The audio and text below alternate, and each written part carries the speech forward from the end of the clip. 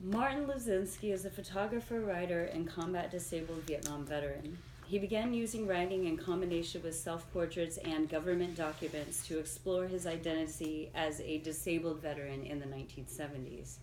At the time, his work was shown in galleries, published in Dom Ox and Art Journal, and part of a nationally touring show, Disability and the Arts. Several years ago, he returned to writing about his experiences as a combat veteran and disabled person. Currently, he is a member of the Veterans of War, Veterans of Peace writing group and has been publicly reading in different venues. His writings are first-hand reports of shaping a life of healing. They articulate the experiences of veterans and offer families and non-veterans insights not into the blood and guts of war, but the difficulties veterans encounter navigating a world shaped by PTSD. Martin, thank you so much for being here. Thank you, Julie. I'm so happy to be here and to read in this opportunity. I'd like to start with a poem and then say a few words about it, actually, when I'm done, given the things we talked about earlier. So this is actually the first piece I wrote when I returned to writing. And the title is A Veteran's Tale.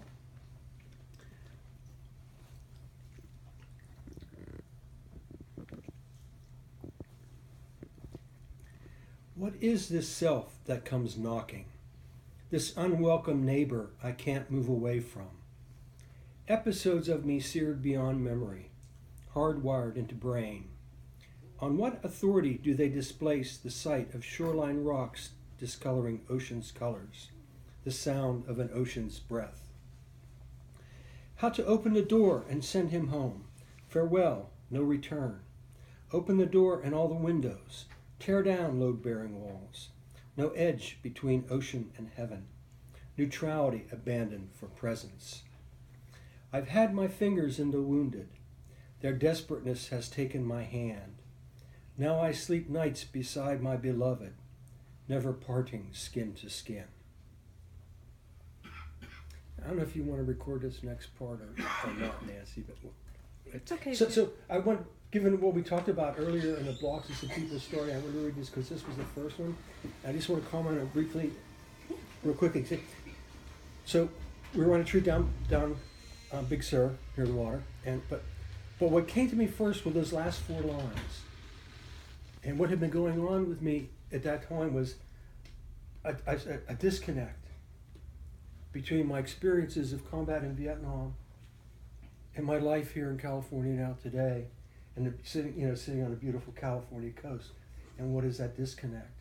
And that was an experience. And so what came to me were those last 4 lines, and then the rest of the poem filled in after that. So I think it's just important to start. I mentioned it because I think it's important to start with whatever's there in front of you. And you don't have to do anything with it. You just start getting it out, and then it shapes itself as it goes down on the paper.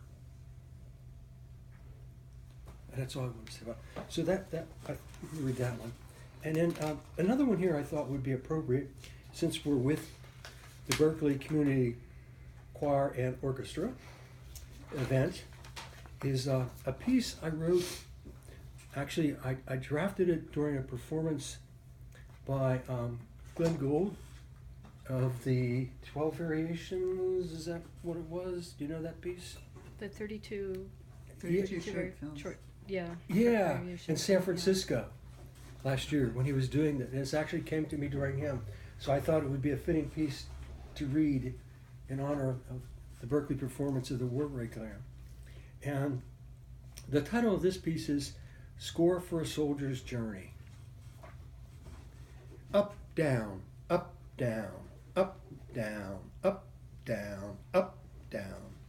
One's emotions pulse, ricocheting into spontaneous combustion. Raw, bloody heartbeats searing the moon, raging against unfairness. Sacrifice for comrades only, no greater context. The hollow echoes of country and freedom, of pride and hubris.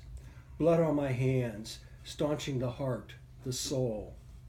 All the possibilities of who one might have been severed by instance of life or death. The screams of self for innocence lost, for heartlessness birthed amid the frenzy, for heartlessness, haunting, possessing, ruling one's very breath. For the bold as well as the naive, survival the only thing making sense. Why? How could you put us here, sacrificing who we might have been for your needs, your desires, and ambitions? Your dreams constructed out of the lives of others. You traitors to the humanity of man, to all that is precious in the gift of a human life. Having survived the fray and our destruction by your hollow ambitions, to claim life and self, to modulate, to turn from illness, to reclaim health, the space to breathe life deep into our lungs, ears open without recoil, eyes a witness to beauty. Our relentless pursuit of life, from battlefield to today, to this present moment, heart bursting into life, sampling life beyond imagination, exquisite, subtle, possessed, claimed, anew in triumph. The crowd of humanity not knowing where you've been, nor where now you stake your claim. Such beauty birthed by pain, drunk on the ambrosia of life, in awe of mere embodiment. Reclaiming, becoming the composer of our own modulations, the score of a new life consciously directed, patiently allowed. Lives turn from who might have been to who one can become. Beauty embracing tragedy, loss plucking the string that opens being, accepting this life, its modulations of ups and downs, of stops and starts, its uncharted course of possibility, of relief and calm, at rest. The task is to become skillful in sounding the high note and the low note in unison. Telling unfolds. The bones in the heart pronouncing the wonder that is this life, from the borders of life or death, from survival to voicing a song of life, sharp, distinct, authentic, to determine who sits at the keys, player, composer, heartfelt score.